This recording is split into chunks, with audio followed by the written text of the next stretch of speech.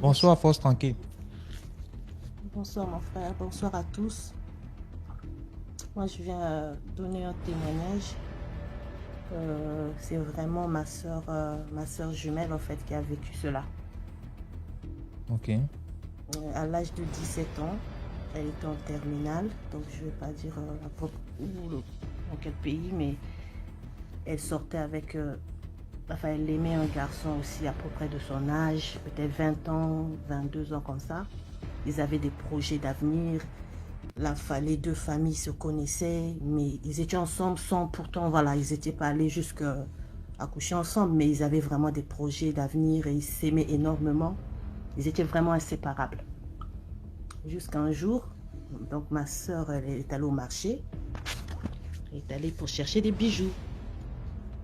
Arrivée devant une table comme ça, il y avait un monsieur qui vendait des bijoux. Elle a dit, ah mais j'aime bien. Et le monsieur lui dit, mais tu sais, je peux t'offrir ces bijoux si tu veux. Elle a dit, non, non, non, moi je veux seulement acheter. Donc elle a acheté les bijoux et le monsieur lui a dit, tenez, vous me plaisez, voici mon numéro de téléphone et mon nom et mon adresse. Parce que franchement, vous me plaisez. Et la fille prend la feuille et déchire. Donc ma soeur, elle prend la feuille, elle déchire.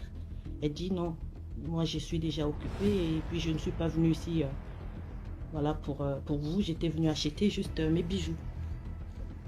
Et le monsieur, quand la fille est partie, le monsieur a suivi la fille derrière. Donc elle a suivi ma soeur derrière jusqu'à connaître où elle était rentrée, dans quelle maison elle habitait. Et c'est comme ça que tous les jours, le monsieur venait à la maison, parfois devant la porte, des fois il sonnait, il rentrait. Et c'est comme ça que d'un seul coup, notre soeur, elle a changé. Ma soeur a changé. Tout d'un coup, elle était méconnaissable. Donc, elle avait eu son bac, elle a arrêté les études. Elle était collée qu'à ce monsieur qui était le monsieur qui lui avait vendu les bijoux. Et toute la famille se demandait, mais pourquoi elle a changé? Donc, je te dis, DMG, si tu vois ma soeur, comme un mort vivant en fait. Et un jour, elle croise son amoureux, enfin la personne qu'elle a toujours aimée. Et son ami lui dit, mais c'est moi. Elle a dit, non, non, oublie-moi, c'est fini. Voici l'homme que j'aime aujourd'hui. Et donc là, elle a tout laissé, la famille, les gens l'ont appelée, il y a eu des réunions de famille. Mais qu'est-ce que tu fais? Qu'est-ce que tu deviens? Elle ne savait même plus parler. Toute sa journée, elle était avec le monsieur là. En fait, ce monsieur qui vendait, je vais déjà expliquer pour que les gens comprennent un peu, avait 50 bouts de papier dans un gobelet qu'un marabout lui avait donné. Et ce marabout lui avait dit, là, tu vas donner à 50 filles des rendez-vous. Mais la seule qui ne viendra pas, c'est celle-là qui te donnera tes chances. Et donc, effectivement, il avait donné 49 rendez-vous et toutes les filles étaient parties chez lui, sauf ma soeur. Et le jour où ma soeur avait déchiré, il avait dit, donc c'est celle-là. Donc, il a pris ma soeur, il a vécu avec des années, mais elle avait... C'est comme une... Il n'y avait plus de vie, en fait. On la voyait comme ça, elle n'avait plus de vie. Elle a tout laissé, tout. Et maintenant, à un moment, le monsieur est venu voir la famille pour épouser ma soeur. Et toute la famille était contre parce qu'on savait qu'il y avait quelque chose de pas naturel dedans. Mais ma soeur avait dit non, moi c'est lui ou rien. Donc la famille a refusé le mariage, la famille a refusé la dot. Et donc c'est comme ça que le monsieur a pris ma soeur et ils sont partis dans un autre pays. Mais quand je dis dans un autre pays DMG, au fin fond, vraiment dans un pays où la vie, elle n'était même pas la même que ce que ma soeur vivait, quoi. Donc, arrivé là-bas, ce monsieur a commencé à avoir beaucoup d'argent. Beaucoup d'argent. Beaucoup d'argent. Et ma soeur était toujours... Et les gens, elle avait tout oublié, en fait. Tout oublié. Sa famille, le nom, tout le monde, elle avait tout oublié. Et donc, la famille, nous, on l'a recherchée. On disait, mais si vous la voyez et tout et tout. Elle avait coupé tous les liens. Jusqu'à un moment où, finalement, le monsieur lui a proposé, est-ce que tu veux régner ta famille pour moi? Et elle a dit oui, je veux régner ma famille. Donc, c'est comme ça qu'on lui a changé le nom, le prénom, tout. On lui a donné d'autres parents. Je te jure, mon frère. Donc, elle était devenue comme une zombie, une morte vivante. Après, ils ont quitté l'Afrique, ils sont allés aux États-Unis. C'est comme ça, aux États-Unis, arrivé là-bas, les gens aussi trouvaient ça bizarre. Mais cette fille, elle sortait pas, apparemment, avec les témoignages qu'on a eu après, toujours dans la maison. Tu la vois comme ça, elle a vieilli, une jeune fille vieillie, et le monsieur avait toujours de l'argent. C'est comme ça qu'aux États-Unis, elle a eu une voisine qui priait. Et le monsieur ne voulait même pas qu'elle soit en contact avec quelqu'un. Il a vu une voisine qui priait. Et un jour, cette voisine lui a dit, mais ma voisine, moi, je ne te vois pas. Des fois, tu sors, mais est-ce que ça va? Comme ça, à lui parler, mais tu sais, est-ce que tu pries? Le monsieur a lui parlé comme ça. Et c'est comme ça que cette voisine, un jour, a fait un rêve sur cette fille-là. Elle a dit, mais le rêve que j'ai fait, cette fille, elle a un problème, je ne vais pas la laisser comme ça. C'est comme ça que quand le monsieur sort, va au travail, la voisine va là-bas et prie avec elle.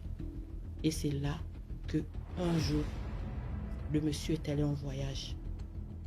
Et la voisine a commencé à prier avec cette fille-là, avec ma soeur et tout. Ils ont commencé à prier. Et il y a eu une révélation. Elle a rêvé elle-même, dans la nuit, qu'elle était en fait dans une petite bouteille et enterrée sous la terre.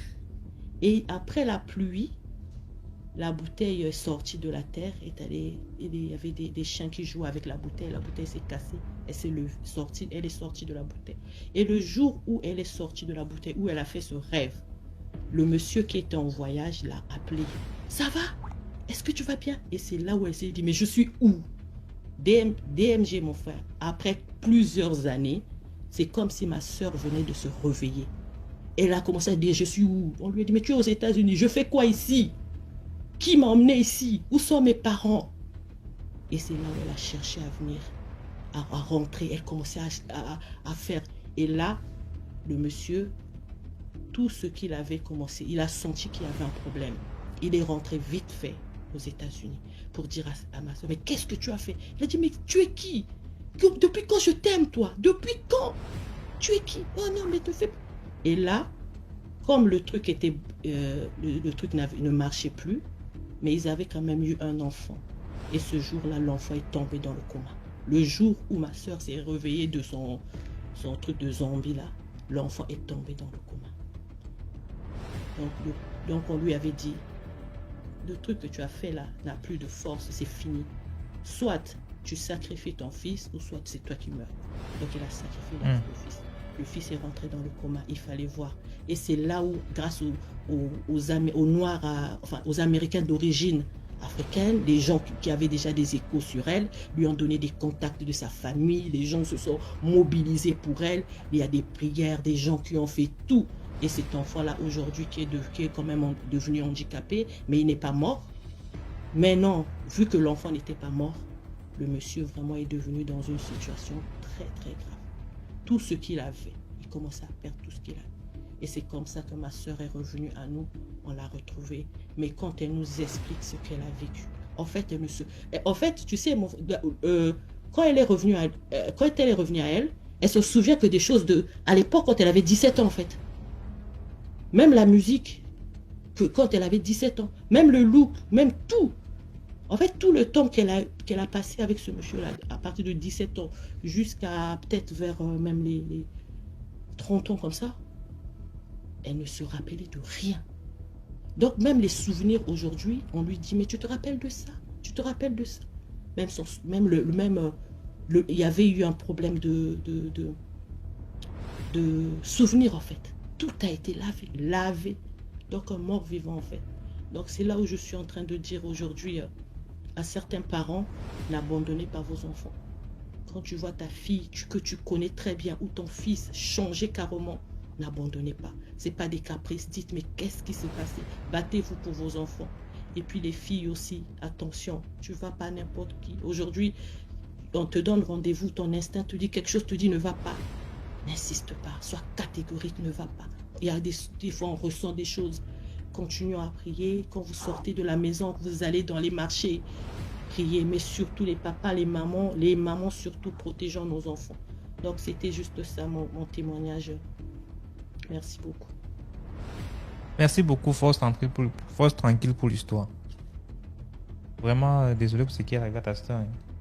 Non, maintenant elle est bien. Eh, DMG, on va terminer par une bonne nouvelle quand même. Maintenant elle est très bien. Elle aime une personne merveilleuse, enfin, elle est amoureuse. Je pense qu'ils vont bientôt se marier. Ça, je sais pas, mais apparemment, elle est bien. Mais si tu la revois, elle est comme une jeune fille de 17 ans. Tu vois, c'est comme si elle a rajeuni. Elle a rajeuni. Donc vraiment elle ne vit que des bonnes choses. Et ce qui est encore merveilleux, c'est ce que son mari, enfin son fiancé nous dit. En fait, c'est... Elle découvre des choses en fait. Et c'est ça ce qui est bien. Elle découvre des choses. Elle découvre des choses. Donc, comme une petite fille, elle découvre des choses. Elle fait pas l'âge qu'elle a. Elle découvre au fur et à mesure. Et c'est vraiment... aujourd'hui, c'est une bonne personne, une merveilleuse personne avec un gros cœur. Et voilà. Le passé, c'est passé. Il y a des séquelles, certes, surtout par rapport à son enfant, qui est aujourd'hui porteur d'un handicap. Mais voilà. C'est... Ouais. Merci Merci beaucoup, vraiment Force pour tranquille. toi. Merci pour ce que tu fais. Avec Merci pour les comment cadeaux.